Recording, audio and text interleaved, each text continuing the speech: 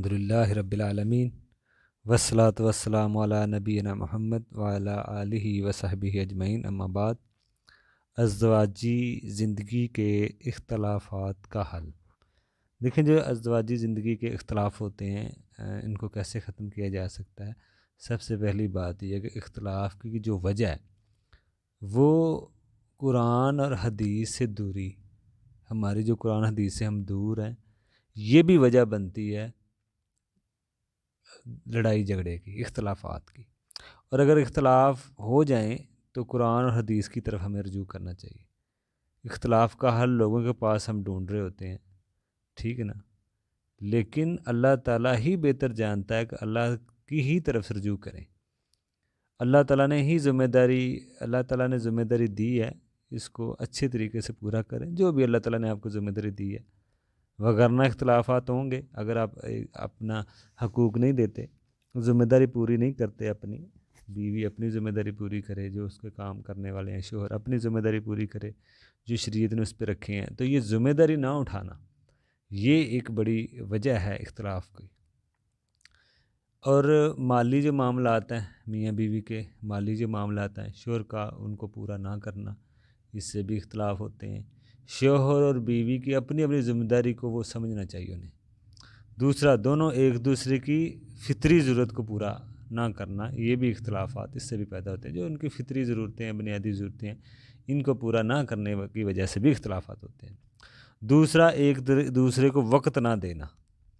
یہ ساری وہ باتیں ہم دیکھ رہے ہیں جس سے میاں بیوی کے اختلافات ہوتے ہیں۔ اور مراد یہ کہ اگر یہ اس میں ایک بات ہے جی، یہ ایک دوسرے کو وقت نہیں دیتے تو یہ اختلافات اس سے بنتے ہیں۔ تو اگر آپس میں وقت دیں گے تو اختلافات اس سے ختم بھی ہوں گے۔ اختلافات نہ دینے کی وجہ سے ہی وقت نہ دینے کی وجہ سے اختلافات ہوتے ہیں۔ تو بعض کا شوہر اور بیوی کی طرف سے ان کی زندگی میں دخل اندازی دوسرے لوگ بھی کر رہے ہوتے ہیں، ان کی زندگی میں دوسرے لوگ دخل اندازی کرتے ہیں، تو اس سے بھی اختلافات پیدا ہوتے ہیں۔ دوسروں لوگوں کی ان کی زندگی کو دخل اندازی نہیں کرنی چاہیے، بلکہ بعض لوگ تو اس کو غلط مشورے دے کر بھی ان کی میں ناراضگی کی وجہ بن جاتے ہیں۔ دوسرا، شوہر بیوی پر غصہ نہ کرے۔ یہ بھی بعض کا دیکھا گیا ہے، شوہر بیوی پر بلا وجہ غصہ کرتا رہتا ہے، تو اس سے بھی مسئلے اختلافات پیدا ہوتے ہیں۔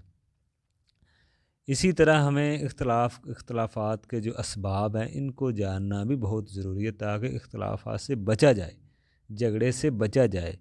اور اس کا حل کیا ہے؟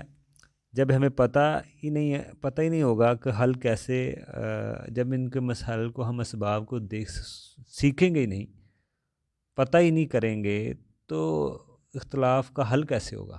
حل کیسے کریں گے؟ تو یہ جاننا بھی بڑا ضروری ہے۔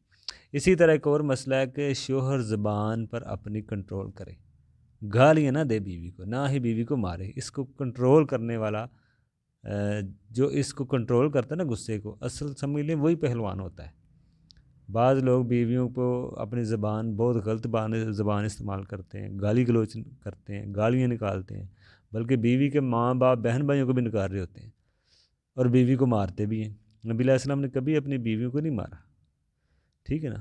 تو اس لیے اصل پہلوان وہ ہے جو غصہ نہ کرے، اپنے غصے کو قابو کرے۔ اگر کہ بیوی کی غلطی ہو بھی جاتی ہے تو اس کو نظر انداز کرے، ٹھیک ہے نا۔ اگر میاں بیوی میں اختلاف ہے تو بچوں کے سامنے اختلاف نہ کریں، ورنہ بچوں کی نظر میں ماں باپ کی وہ ہیبت نہیں رہتی اور بچوں پر برا اثر پڑتا ہے۔ اس لیے بعض جو شوہر ہوتے ہیں، دیکھا گیا وہ بچوں کے سامنے گالیاں نکال رہے ہوتے ہیں، تو اس سے بچوں پہ برا اثر پڑے گا، بچے بھی گالیاں سیکھیں گے۔ تو اس لیے گھر میں اگر میاں بیوی صحیح رہیں گے تو آگے بچے بھی اسی طرح رہیں گے، وگرنہ بچے بگڑ جائیں گے۔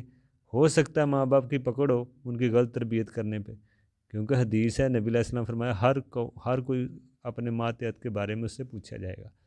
حکمران ہے تو رعایا کے بارے میں، اور گھر کا جو بڑا ہے وہ اپنے گھر والوں کے بارے میں پوچھا جائے گا۔ تو آپ کی غلط تربیت سے، آپ کا جو غلط رہن سہن ہے گھر میں میاں بیوی کے ساتھ، تو اس سے بچے سارا کچھ سیکھ رہے ہوتے ہیں۔ کل کو بچے اگر بگڑتے ہیں اسی ساری گھر کا ماحول دیکھ کے، تو شوہر اس کا ذمہ دار ہے۔ تو اس لیے پھر گھر میں دینی ماحول رکھیں تاکہ بچے بھی دین سیکھیں، دین والے طریقے سیکھیں۔ اس لیے دونوں کو یہ مسائل جاننے چاہیے اور علم سیکھنا چاہیے تاکہ برائی سے جو بری چیزیں ہیں اس سے بچ سکیں، اور گھر جو ہے گھروں میں سکون ہو، گھروں میں جو ہے نا وہ اختلافات جو ہیں وہ ختم ہوں۔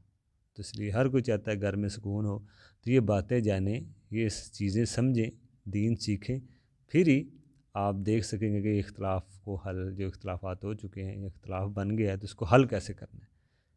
تو یہ جب آپ سیکھیں گے تو پھر ہی یہ ممکن ہو سکتا ہے۔ اللہ ہمیں عمل کی توفیق دے۔